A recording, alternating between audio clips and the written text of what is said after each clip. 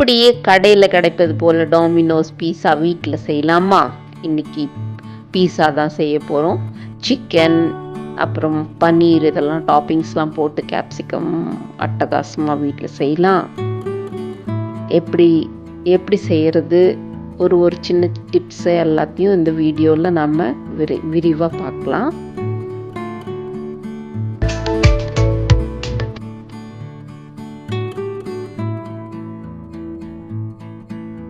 வாங்க time waste பண்ணாமல் நம்ம சிக்கன் பன்னீர் பீஸா எப்படி செய்யறதுன்ட்டு பார்க்கலாம்.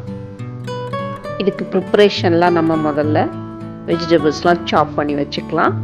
கலராக குடமிளகாய் கிடைக்கிது, அதெல்லாம் வாங்கி வெட்டி வச்சுக்கலாம்.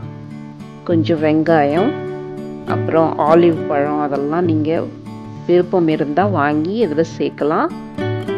ஸோ இதுக்கு சாஸ் கூட தான் பரிமாறுவாங்க.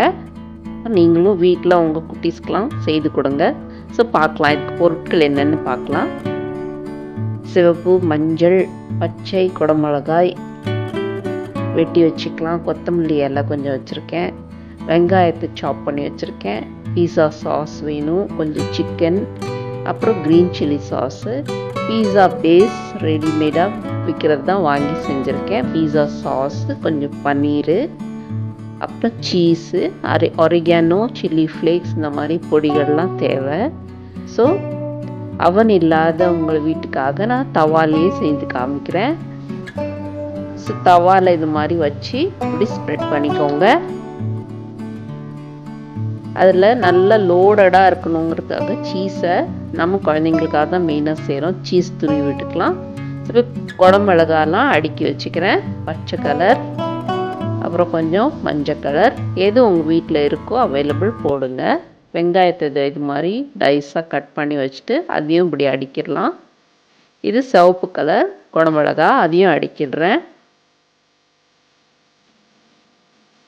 இப்போ சிக்கன் நம்ம தொக்கு மாதிரி செஞ்சுட்டு ட்ரையாக இதில் அது மாதிரி கொஞ்சம் கேப் கொடுத்து அப்படியே அடிக்கிடலாம் ஒன்று ஒன்றா.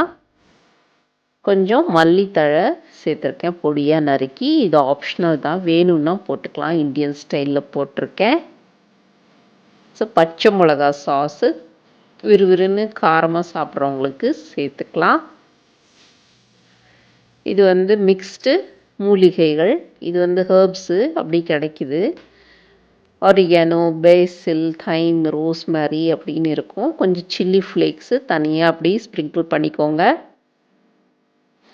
இப்போ நல்லா ஒரு ஜென்ரஸ் அமௌண்ட் ஆஃப் சீஸ், இது மொசரெல்லா பீஸா சீஸ், அதை திருவி விட்டுக்கலாம். பன்னீரை மறந்துட்டேன். இப்போ பன்னீரை நல்லா அடிக்கிடலாம். இப்படி ஒரு வாய்க்கும் நல்லா நிறைய கிடைக்கிற மாதிரி வீட்டில் செஞ்சு இப்படி சாப்பிடுங்க. எந்த கடையிலையும் இப்படி கிடைக்காது. ஸோ சீஸை மறுபடியும் நல்லா ஃபில் பண்ணிக்கோங்க. தவாவை மூடி போட்டு நம்ம ஒரு 5 நிமிஷம் சிம் பண்ணி வைக்கலாம். திறந்து பாருங்கள். உங்களோட சீஸ் எல்லாம் இந்த மாதிரி உருகி இருந்தால், காயெல்லாம் ஓரளவுக்கு வெந்து இருந்தால் இப்படி எடுத்துடலாம். அவ்வளோதான், அட்டகாசமாக பன்னீர், சிக்கன் எல்லாம் போட்டு அடுத்த பீஸா பேஸையும் நான் அது மாதிரி அடிக்கிட்டேன். ஸோ பாருங்கள், இதில் நான் கொஞ்சம் அந்த ஆலிவ் பழங்களையும் அடிக்கியிருக்கேன். ரெட் கலரில் ஒரு சில்லி இருக்கும், அதையும் அடிக்கியிருக்கேன் பாருங்கள்.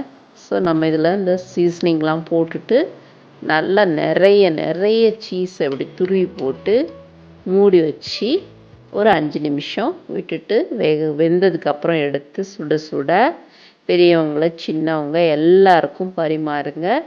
எல்லாருமே விரும்பி சாப்பிடுவாங்க. கடையில் கிடைக்கிற அதே சுவை மாறாமல் வீட்லேயே நீங்கள் செய்யலாம். பீஸா பேஸ் எப்படி செய்கிறதுன்னு நான் வர வீடியோவில் உங்களுக்கு கரெக்டாக படம் பிடிச்சி உங்களுக்கு ஷேர் பண்ணுறேன். ஸோ இப்போதைக்கு இந்த பீஸா எப்படி வந்திருக்குன்ட்டு சொல்லுங்கள். எங்கேருந்து என் வீடியோஸ்லாம் பார்க்குறீங்க அது மாதிரி ஷேர் பண்ணுங்கள். ஸோ கமெண்ட்ஸை மறக்காமல் போடுங்க, சப்ஸ்கிரைப் பண்ணுங்கள் அண்ட் லைக்ஸ் போடுங்க.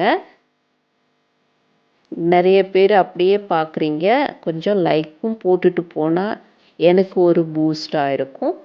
ஸோ அருமையான பீஸா, சிக்கன் அண்ட் பன்னீர் பீஸா.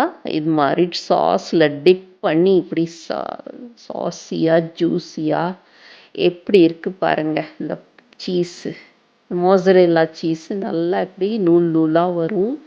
இப்படி சாப்பிட்டுட்டு எப்படி வந்துச்சுன்னு சொல்லுங்கள், கமெண்ட் பண்ணுங்கள். தேங்க்யூ. லைக் பண்ணுங்க. பாய்.